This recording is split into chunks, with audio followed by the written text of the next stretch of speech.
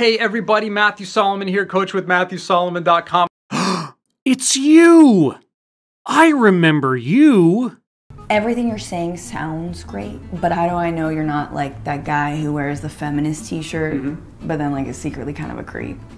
Yeah, I'm not. You sure? Yeah, I'm sure. Okay. Yes, you're the man school guy. The guy who wrote a self-righteous book, where you ride the coattails of the Me Too movement in order to tell men how horrible they all are. Golly, what a small world I live in. What stunning insights do you have for us today? I wanted to jump on and do a video here just to try and shed some light and make heads or tails over this whole toxic masculinity debate that I wish was more of a conversation. I wish we were having discussions versus debating, but I get it because it's super confronting. You wish we were having a conversation about toxic masculinity rather than a debate about toxic masculinity. So you wish that toxic masculinity was just an accepted fact for discussion rather than being a controversial accusation that requires analysis. Is that what you mean? Because that is what it sounds like you are saying. And as a man, we hear masculinity, and we're already like, what the fuck are you talking about? Now, Matthew, there is no need to stoop to vulgarity. We're just having a conversation here, aren't we? Don't question me as a man. Don't question my manhood. When that's not what's actually being discussed here, but that's where we go because that's how we've been brought up. And that's okay, because that's how we've been brought up. That just mentioning masculine brings our manhood into question. The term toxic masculinity is questioning the quality of someone's masculinity. So it is not an indictment against someone for being a man or for behaving in a masculine way? Well, Matthew, I would certainly love to know what ideas toxic masculinity is meant to invoke, if not a blanket vilification of manhood. And it, like, you know, if you watch The Godfather, Luca Brasi goes to Don Corleone and he says, I wish that your first child is a masculine child. Well, actually, Luca Brasi was wishing that Don Corleone's first grandchild from the wedding of his daughter, that was taking place that very day, would be a masculine child. But, hey, I'm just being cinematically nitpicky. And what does that even mean? It means that, you know, how we measure ourselves, how we've been taught to measure ourselves as men. What does that mean? Well, it means it was a line of dialogue from a movie, not a primer that all of society adheres to. And it was also a period piece, reflecting the masculinity of your stereotypical old-world Italian culture. But then, you know, in Godfather Part 2, Kay tells Michael she had an abortion of a baby boy specifically to help end the Sicilian thing that had been in his family for generations. So, what message are we supposed to take from that example? And when we're talking about masculinity, masculinity are qualities that more men have, right? Right. But women have masculine qualities, just like men have feminine qualities. Femininity is not just women. Sure. But in general terms, it is the proportion of masculine qualities or feminine qualities expressed by one gender or another that is the big differential. And that's generously setting aside the sexual dimorphic differences that contribute to the masculine over the feminine. But, so what? We have both. It's just men tend to possess more of the masculine qualities than the feminine. And women tend to possess more of the feminine qualities than the masculine. Yes, just like I said, proportionality. And again, so what? Which is why, actually, like the whole thing about this is that it shows us how much we like hook into labels.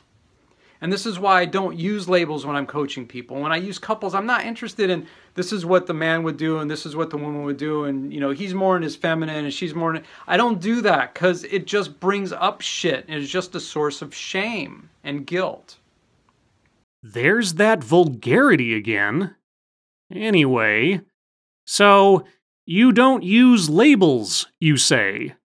Well then, please do tell me how you classify the word toxic when applying it to masculinity, because I would be very curious to know. But when we can get that there are certain behaviors that we have, that we act out, certain beliefs that we have that are toxic, toxic meaning they cause harm, physically, mentally, or emotionally. If you do not use labels, why are you categorizing certain behaviors or beliefs as toxic again? But that aside, for the moment, I would be curious to know what behaviors and or beliefs inherently cause people harm. And then, please do tell us, of those behaviors and beliefs, which ones are impossible for a woman to take part in. Like we can all agree that bullying is bad, right? Right. I hope we can all agree on that, right? Right. So that's something that's like, yeah, okay, bullying is wrong. Okay, well, so is catcalling. Admiring a woman is morally wrong the same way that bullying is morally wrong. Got it. So is walking up to a woman and grabbing her ass. Sure, granted, unprompted sexual touching or assault is wrong, and is something a woman would never do to a man, obviously. Instance in itself could be considered a minor issue. So if our president can grab a woman by the pussy, I can grab you by the balls. She just grabbed my dick. Is that sexual assault? No. Is that sexual assault? Yes. So you just sexually assaulted me? I did assault you. Should you be arrested? Arrest me. Well, I'm not going to arrest you. There are police officers right here. But so look at this. Women have so much privilege. She can sexually assault me and get away with it. If I did that to her, I'd get arrested. So is, the whole mansplaining thing, right? Right. So, explaining something to a woman who didn't ask for our opinion in the first place. Imposing that we know best when we don't. So, only men can be overbearing know-it-alls. Got it. And not because we're men, we don't, but, I've seen women who, a woman was talking about her business online, a man who had no idea what her business was, was interjecting. So that kind of stuff. So, again, only men can be obnoxious smartasses. Got it. Is toxic because it causes upset. Anything that causes upset is toxic. So, something being toxic is as subjective as whatever may or may not upset someone. Got it. And the thing is, we as men haven't been allowed to feel our feelings. We have toxic behaviors that are harmful to men as well. The whole man up, toughen up, don't cry, don't be a little bitch. Yes. Encouraging men not to let their emotions take over and to remain steady under pressure is inherently a bad thing. The ways in which men put each other to the test to help each of them mature and evolve into functioning adults is bad. Only gentle politeness should be the permissible discourse between men. Got it. Then we just shove our emotions down and we don't express them. Or if we do, it comes out as anger. We do this. All men do this. All men suppress their emotions, and if emotions are expressed, the only one that comes to the fore is anger. All men do this. We do this. Says you. And then we get in a relationship where our partner's like, I just want you to open up. And then we don't know how to open up. And then when we do, it's too much. Or it's not enough. Or it's something. Or we don't even, like, how are you feeling? I don't even know how to answer that. Matthew, are you talking about yourself? Because all of that sounded very personal. And it shuts us down. It shuts down the qualities of masculinity, the honor, the integrity, the capacity to hold space and be that rock and that support that is so necessary. It shuts down that because we can't empathize. Because we haven't been taught how to feel ourselves. Well, I don't know about you, but I taught myself how to feel myself around the age of 12. But that aside, I think we've hit a bit of a paradox. You say that men can be honorable, that they can have integrity, but only if they're able to feel and express their emotions. But, as you've already told us, all that men do is suppress their emotions, and then the only emotion that they do express is anger. So, how can integrity and honor be qualities of masculinity if masculinity inherently restricts men from being able to enact those things?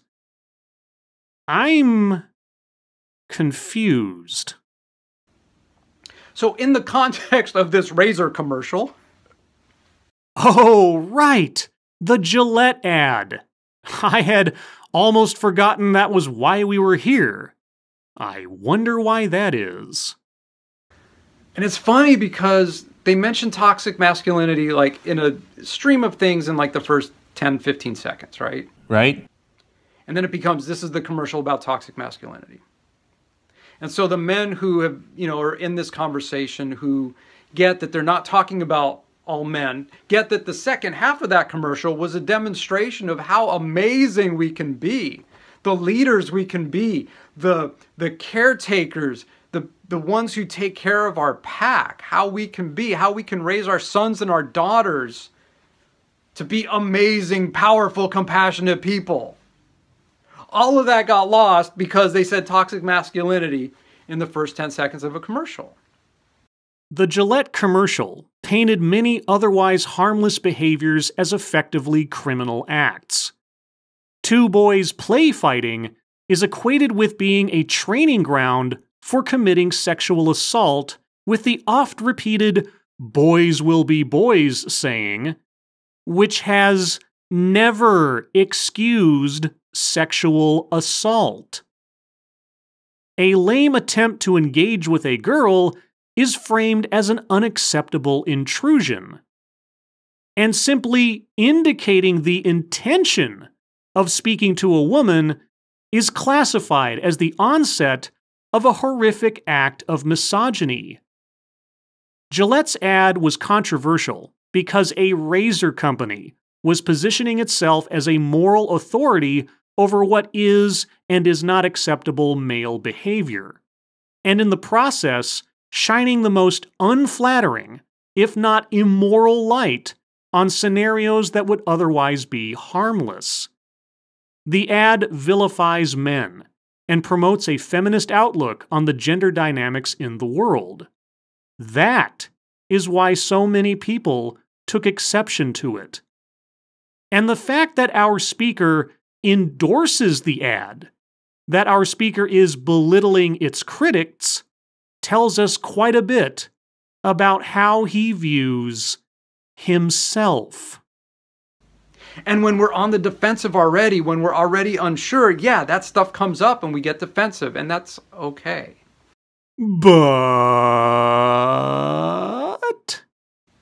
But we're not getting that they demonstrated before and after. They demonstrated, here's a problem, and here's the solution. Really, Gillette has the solution for being a man. I must have missed that part of the commercial. And so the thing is, toxic masculinity is not talking about all men. It's talking about these qualities. Sorry. How is toxic masculinity an ambiguous, amorphous condemnation of any behavior attributed to men that gender activists take exception to, not an indictment of all men? That we get to go to work on, if we want to be more connected, to meet, to receive love, to give love, to be empowered. And there's toxic femininity too.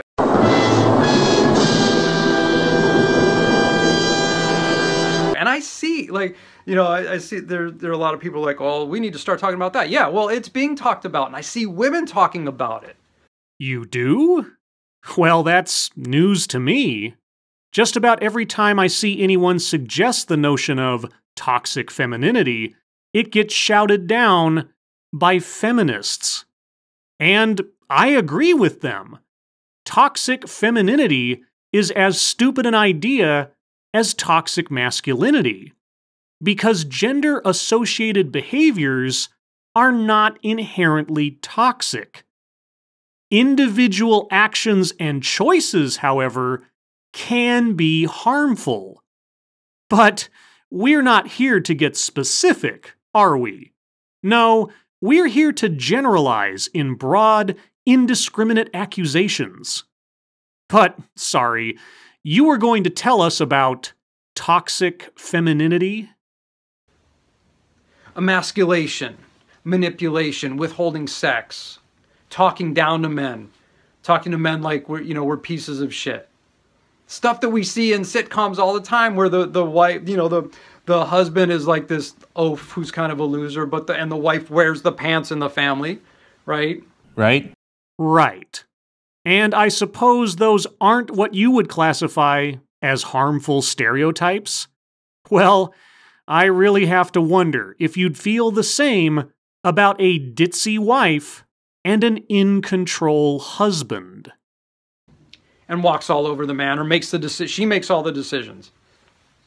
Yeah, that's toxic. Those are toxic feminine behaviors. So now being an overbearing know-it-all is a toxic feminine behavior. Okay, why can't certain behaviors, absent a gender classification, just be called relatively undesirable then? Why do you have to make it about gender? Why not just speak in terms of human behavior? So we all got them. And the truth is, we're all walking around wounded. We all just want to be heard, loved, and understood. And along the way in our life, something happened and we didn't get that love. And we didn't feel understood, and we failed in some way. And we had relationships that failed, and careers that failed, and jobs that didn't work out, and hurt parents that didn't love us or weren't there. Okay, look, I am honestly starting to feel sorry for our speaker. I know it's weird, but I'm no mind reader, but I cannot help but sense that he has been speaking from personal experience a lot of the time here. If I'm even slightly correct in that assessment, it would go a long way towards explaining some things. And we're just looking to get those needs met. And so instead of being on the defensive, how about if we turn towards each other? How about if we say, you know what? I know you're upset, and I truly want the best for you. What can I provide? What do you need from me right now? So that sort of behavior is, rare in men? Is that what I am to understand? And why does it seem that our speaker doesn't understand that accusing men of being incapable of, or inherently challenged to, express empathy, or compassion, or integrity, or restraint?